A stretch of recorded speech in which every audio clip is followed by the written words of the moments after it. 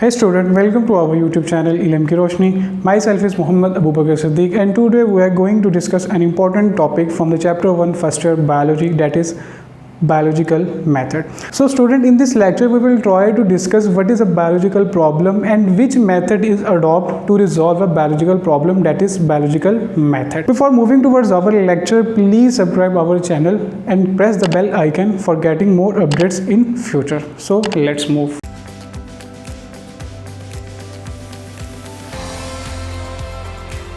अगर biological method की बात करें कि बायोलॉजिकल मेथड है क्या, किसी भी बायोलॉजिकल प्रॉब्लम को सॉल्व करना बायोलॉजिकल मेथड कहलाता है। अब बायोलॉजिकल प्रॉब्लम क्या चीज़ है? वो तमाम मसले मसाइल जो कि किसी भी लिविंग एंटिटी से रिलेटेड हों, लिविंग स्पीशीज से रिलेटेड हों, हम उनको बायोलॉजिकल प्रॉब्लम कहते हैं। तो बायोलॉजिकल मेथड एक ऐसा मैकेनिज्म है जो कि बायोलॉजिकल प्रॉब्लम को डील करने की कोशिश करता है। किसी भी बायोलॉजिकल प्रॉब्लम को सॉल्व करने के लिए एक बायोलॉजिकल मेथड के स्टेप्स है, उनको हम फॉलो करते हुए हम उस प्रॉब्लम को सॉल्व करने की कोशिश करते हैं। अगर हम उसके स्टेप की तरफ देखें तो सबसे पहले हमारे पास जो स्टेप आता है वो कौन सा है? वो है ऑब्जर्वेशन।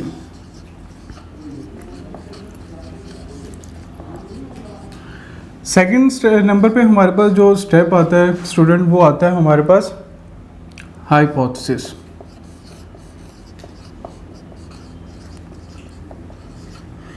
इसी तरह थर्ड नंबर पे हमारे पास जो स्टेप आता है वो है एक्सपेरिमेंट।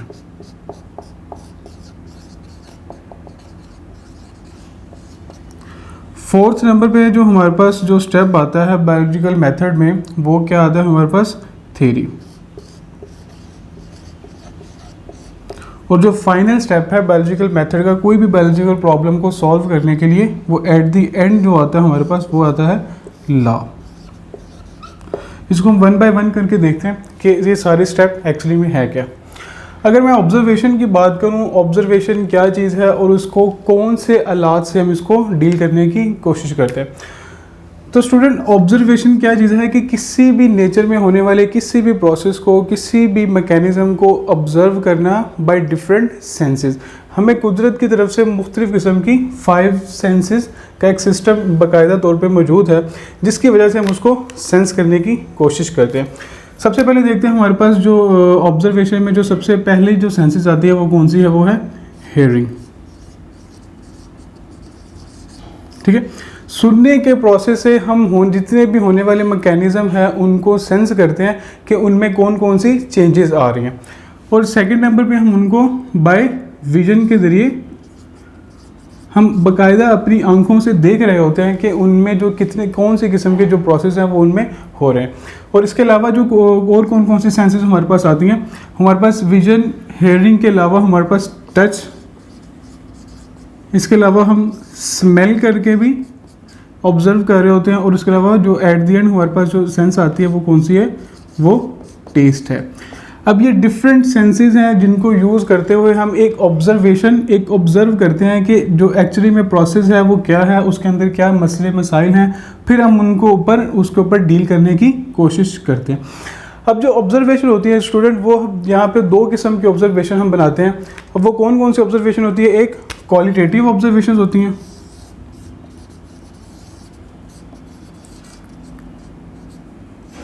और दूसरी हमारे पास आती हैं क्वांटिटेटिव।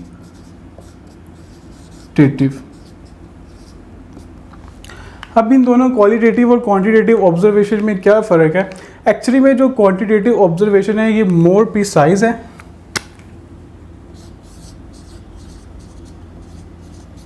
मोर एक्यूरेट है और मोर मेजरेबल है।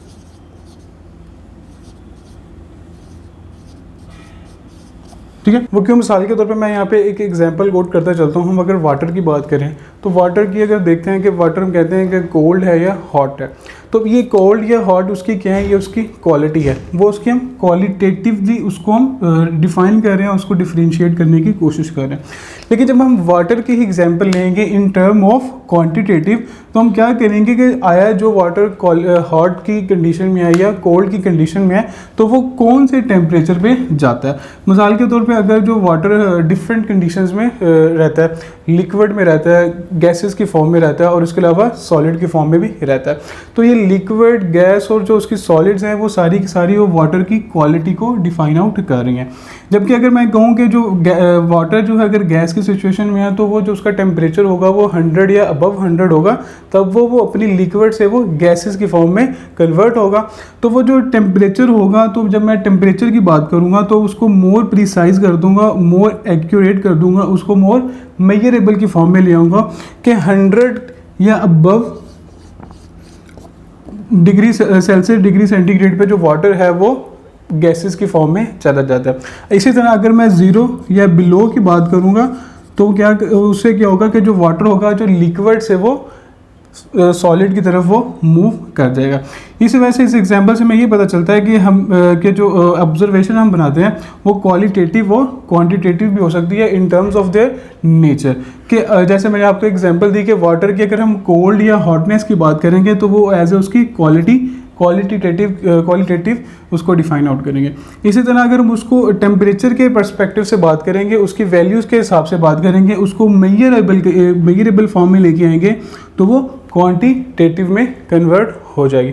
इसी तरह अगर मैं आपको यहाँ पे एक और एग्जांपल देता चल तो एक कॉमन सी एग्जांपल है, जैसे हम कहते हैं कि फ़लाँ शख्स बड़ा हाइटेड है, तो हाइट होना उसकी एक क्वालिटी है। लेकिन जब हम बात ये करेंगे कि उसकी जो हाइट है वो 6.5 है, 6.8 है, 6.9 है, तो हम क्या करते हैं इस प्रोसेस में हम उसको एक प्रिसाइज वैल्यू दे देते हैं, एक मेजरेबल वैल्यू दे देते हैं, तो उससे वो क्वालिटी से वो क्वांटिटेटिव जो ऑब्जर्वेशन होगी उसमें कन्वर्ट हो जाएगी। तो स्टूडेंट जब हम एक ऑब्जर्वेशन बना लेते हैं बाय डिफरेंट सेंसेस के ज़रिए, जैसे कि मैंने आपको पहले बताया कि हम टच सेंसेस यूज़ करते हैं, vision, hearing, sense and smell.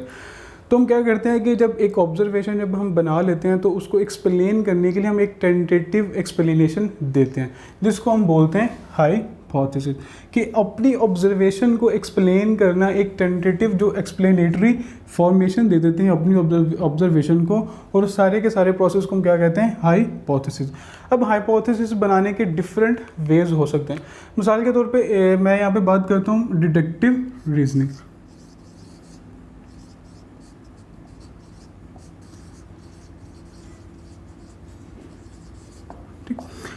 पहले मैं आपको यहाँ पे बताता चलूँ कि हाइपोथेसिस बनाते हुए हम दो वर्ड नॉर्मली यूज़ करते हैं। वो कौन कौन से वर्ड हैं? इफ़, फिर हम यूज़ करते हैं देन, कि अगर ये चीज़ है तो उसका रिजल्ट ये होगा।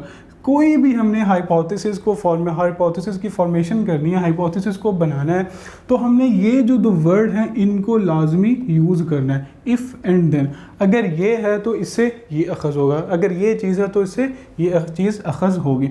अगर हम डिडक्टिव रीजनिंग की बात करें कि मूव करती है from general to specific. What does it mean? कि अगर कोई भी एक जर्नल परसेप्शन है उससे हमने एक स्पेसिफिक किस्म का कंक्लूजन जो है वो हमने ड्रा करना है, वो क्या कहलाता है? Deductive reasoning. मिसाल के तौर पे मैं आपको यहाँ पे एग्जांपल देता हूँ।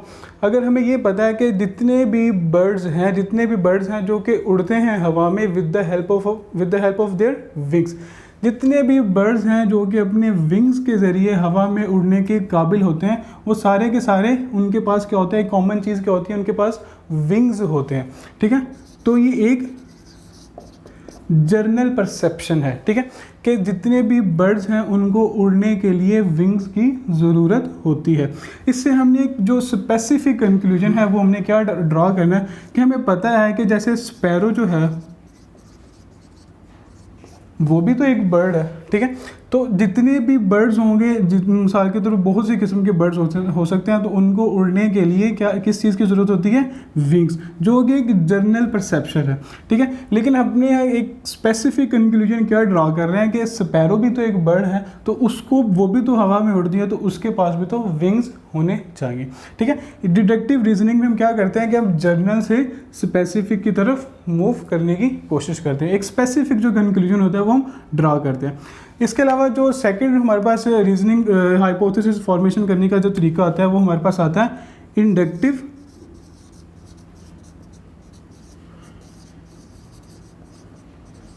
रीजनिंग। इंडक्टिव रीजनिंग में स्टूडेंट क्या करते हैं? इंडक्टिव रीजनिंग में हम देखते हैं कि हम स्पेसिफिक से जर्नल की तरफ मूव करते हैं। मिसाल वही है लेकिन हम उसको अल्टरनेट कर देंगे। कैसे कि स्पैरो एक बर्ड है जो कि विंग रखता है कि वो हवा में उड़ सके। तो अब यहाँ पे क्या है, एक हमने एक स्पेसिफिक कर दिया एक चीज़ को, एक बर्ड को, एक स्पैरो को, कि वो एक स्पेसिफिक चीज़ है कि वो उड़ने के लिए उसको विंग्स की ज़रूरत होती है। इसके लिए हम जब हम जनरल कंक्लूजन की तरफ मूव करेंगे तो हम देखेंगे कि मुख्तलिफ़ किस्म के बर्ड्स आ सकते हैं, जिसमें हॉक्स है, ईगल है, ठीक है, और भी मुख्तलिफ़ किस्म के बर्ड्स आ सकते हैं। कि अगर स्पैरो जो एक जनरल परिंदा है और वो उड़ने के लिए विंग्स रखता है, तो जो दूसरे बर्ड्स होंगे तो वो मिसाल के तौर पर हॉक्स है, ईगल्स हैं, ये भी तो बर्ड्स हैं, ये भी तो हवा में उड़ते हैं, तो इनको भी उड़ने के लिए विंग्स की ज़रूरत होती है। इंडक्टिव रीजनिंग में हम कहाँ से कहाँ मूव करते हैं, हम स्पेसिफिक टू जनरल की तरफ मूव करते हैं। अगर मैं डिडक्टिव रीजनिंग यहाँ पे आपको एक और एग्जांपल देता चलूँ, हमें पता है जैसे कि जितने भी प्लांट्स हैं वो अपनी खुराक बनाते हैं with the help of their photosynthesis. और फोटोसिंथेसिस में हमें पता है कि उनका जो मेन जो कंसर्न है वो क्या होता है, जो मेन रिक्वायरमेंट होती है वो सनलाइट होती है। तब ये एक जनरल परसेप्शन है कि फोटोसिंथेसिस के खुराक बनाने के अमल के लिए प्लांट्स को सनलाइट की ज़रूरत होगी, ठीक है। अब ये जनरल परसेप्शन है। अब जनरल परसेप्शन से हमने जो स्पेसिफिक कंक्लूजन क्या ड्रा करना है कि अगर हम कोई ऐसा पौधा लें जिसको हम सनलाइट ना दें तो वो खुराक नहीं बनाएगा। अब एक जनरल परसेप्शन से हमने वो एक स्पेसिफिक जो कंक्लूजन है वो हमने ड्रॉ कर लिया।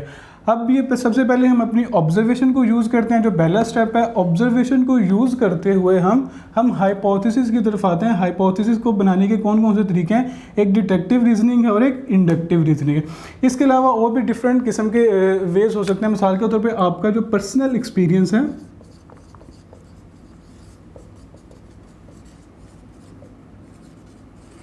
उससे भी आप जो है अपना हाइपोथेसिस क्रिएट कर सकते हैं। इसके अलावा हमारे पास रिलीजियस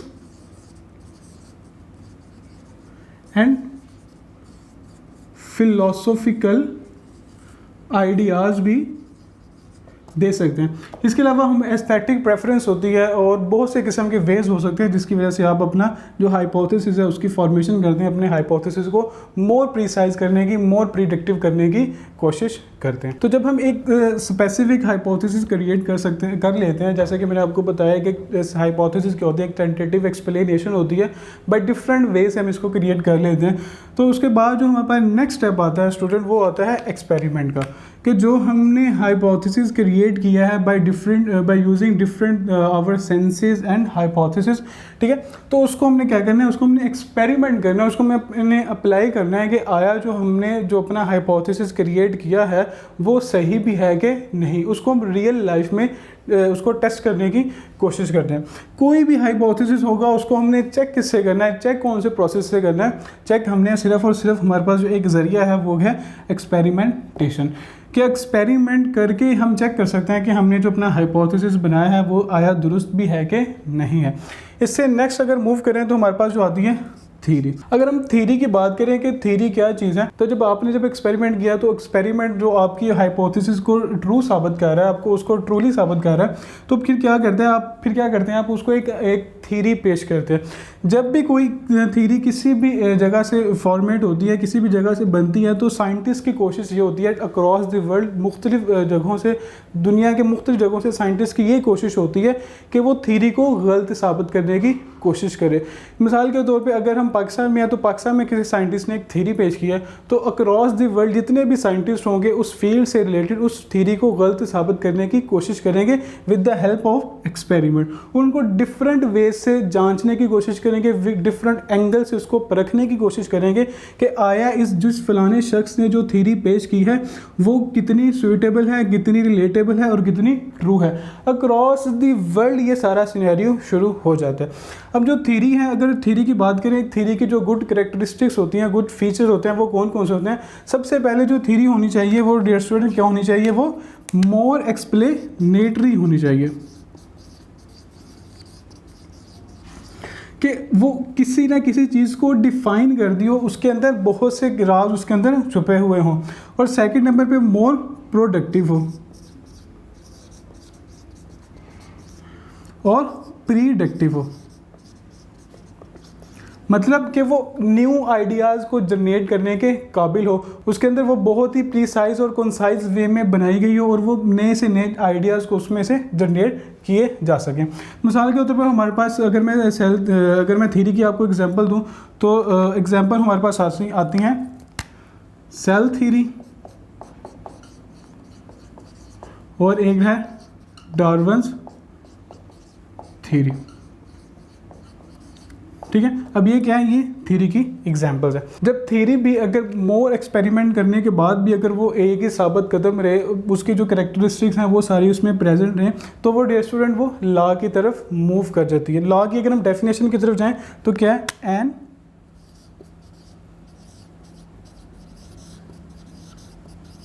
इररिफ्यूटेबल थ्योरी, कि ऐसी थ्योरी जिसको जुटलाया ना जा सके, जिसको गलत साबित ना किया जा सके, वो लॉ में कन्वर्ट हो जाता है।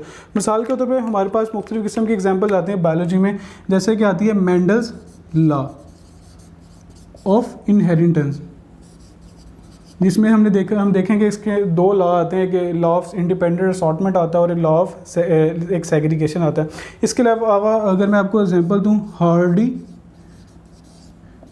वेनबर्ग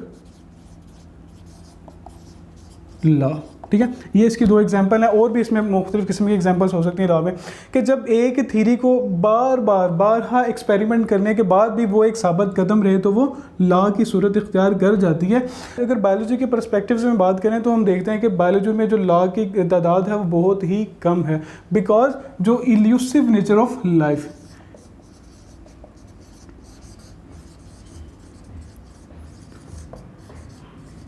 इल्यूसिव नेचर का यहाँ पे क्या मतलब है कि जो लाइफ है बायोलॉजी में, जो लिविंग स्पीशीज़ की जो लाइफ होती है वो मोर इवॉल्विंग होती है, कि with the passage of time जो चीज़ें होती हैं वो चेंज होती रहती हैं, उनमें कंटिन्यूटी रहती है। कि वो एक जैसे कि हम देखते हैं कि जियोलॉजिकल टाइम पीरियड में देखते हैं कि कुछ चीज़ें अपने अपने दौर में ही वकूफ़ पज़ीर होती हैं और उसके बाद वो ख़त्म हो जाती हैं। ठीक है, तो हम कहते हैं कि इल्यूसिव नेचर ऑफ लाइफ की वजह से जो बायोलॉजी में जो लॉज की जो तादाद है, जो क्वान्टिटी है, वो as compare to other sciences वो बहुत ही कम है। So that's all for today, stay tuned for our next video. If you have any question regarding this lecture, please tell me in the comment section. I'll try my best to resolve your confusion. Thank you.